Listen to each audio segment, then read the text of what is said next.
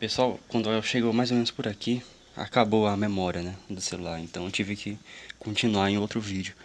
Então, beleza, recapitulando, a gente tinha esse limite aqui, que deu infinito sobre infinito, e daí o que é que a gente fez para resolver? Derivamos em cima e embaixo. Derivada de 2 é 2, quer dizer, de 2t é 2.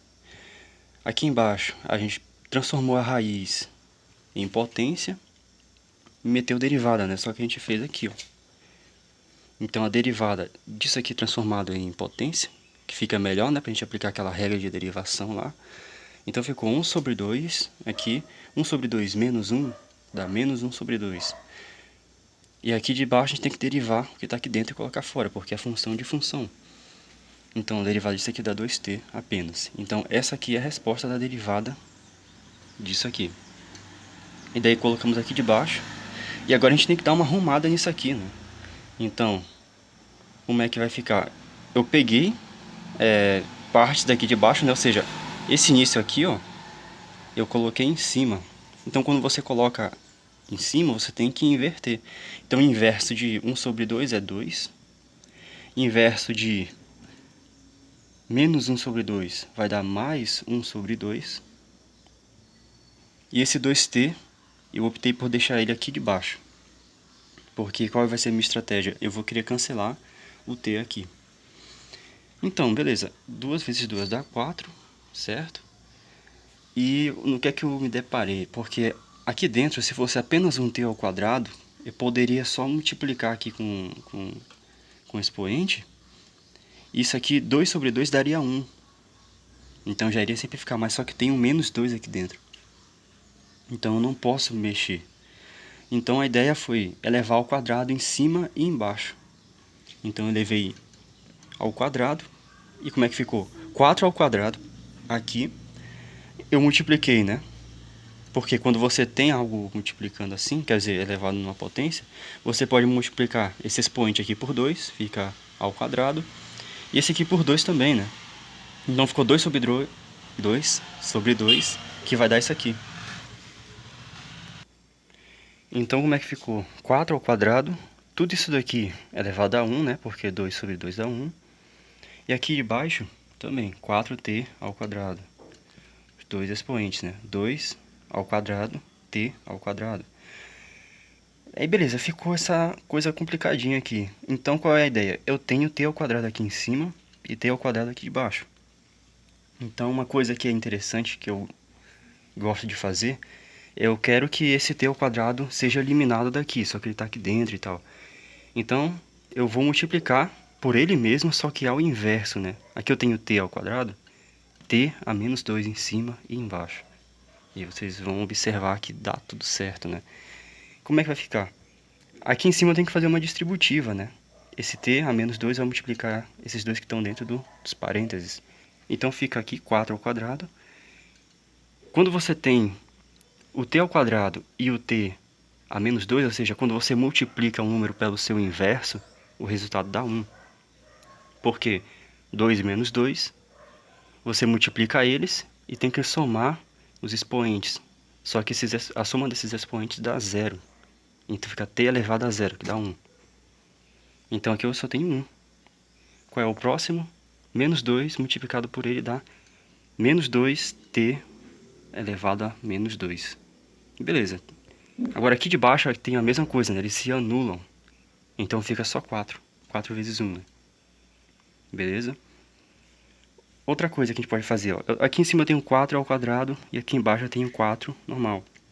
Então eu posso cancelar um dos 4, né? E fica só o 4 em cima. Então agora eu já não tenho mais nada aqui de baixo. Ou você pode colocar 4 multiplicado por 4, né? Esse 4 vai para cá para baixo multiplicando ao inverso. E aqui de baixo a gente tem o mesmo resultado, né? A gente tem 1. 4 multiplicado por 4 elevado a menos 1 dá 1. Enfim, ficou o 4 aqui. Aí esse 4 vai ficar multiplicando esse 1 que está aqui dentro. Certo? Então fica só o 4.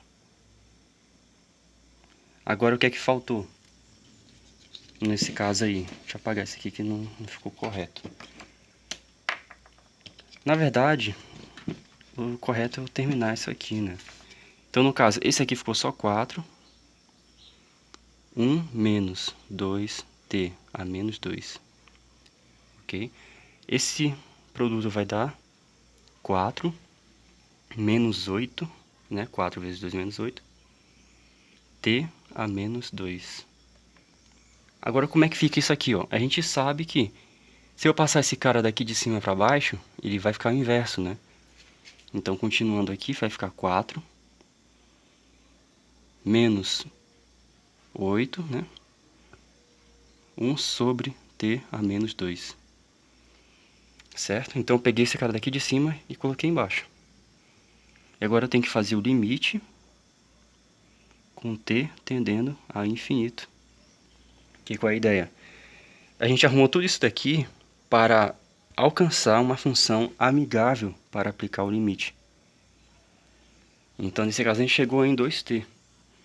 O que antes era isso aqui, pela regra de L'Hopital, a gente transformou em 2t.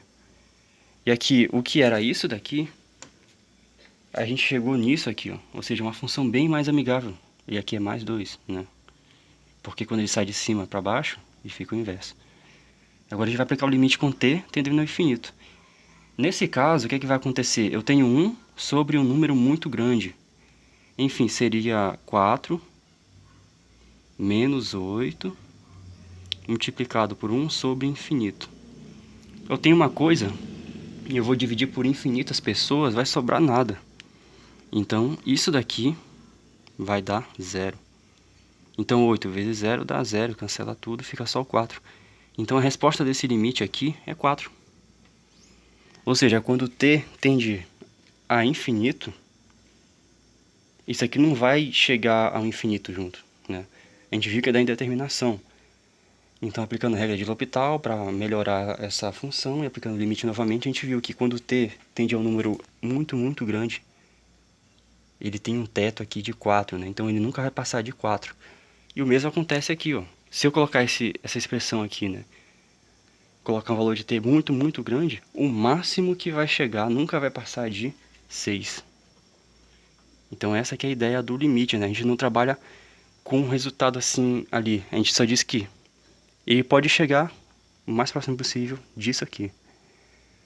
Certo? Então, o limite a gente trata de aproximação. Por isso que a gente usa limite para derivada. Então, agora a gente fechou aquele ciclo, né? O limite, aqui, ele deu base para a gente fazer a derivada. E a derivada, ali, nos deu base para fazer a integral. E agora a gente vai continuando por esse caminho, né? A gente começou aqui, passou pela derivada, passou pela integral. Depois a gente vai indo e começa a usar a derivada para poder fazer regras de integração. Eu acho que a gente tem que voltar. É aqui mesmo. A derivada deu regra para integração. A gente pegou regras aqui de derivação, transformou ali para fazer regras de integração. Agora a gente pegou, resolvendo o limite a partir da derivada, olha só. O limite deu base para a derivada, e agora a derivada a gente está resolvendo, usando ela para resolver limite. E a gente também usou o limite para poder fazer a definição aqui de derivada como limite, uma área, né? A gente definiu a área ali como um limite e tal. Então é a tríade ali, né? Por isso que você não vê assim eu fazendo exercícios lineares assim, né? Eu pego só limite mesmo. E aí eu só, depois que termina o assunto de limite tudo que tiver, eu vou para derivada, não. Quando a gente está calculando de verdade, a gente fica pulando aqui, ó, derivando, integrando, fazendo limite, adoidado assim, né? Então é por isso que é interessante ter o domínio legal dessas três operações, né, entre aspas aí. Então, basicamente, pessoal, é isso, né? A gente chega aí num ponto que começa a complicar mais as coisas, mas é isso. A gente vai evoluindo e o nível vai aumentando, né? Olha só o que é que praticamente vocês conseguem resolver. Claro que, só explicitando, existem outras formas de se resolver limite, né? Antes da gente fazer a derivada, a gente não usou L'Hopital. Mas quando a gente já tem L'Hopital aqui, é um coringa. Você pega qualquer limite aí com indeterminação e você consegue sair dele usando uma regra só, né? Quer dizer, basta saber derivar. Então, pessoal, valeu. Até o próximo.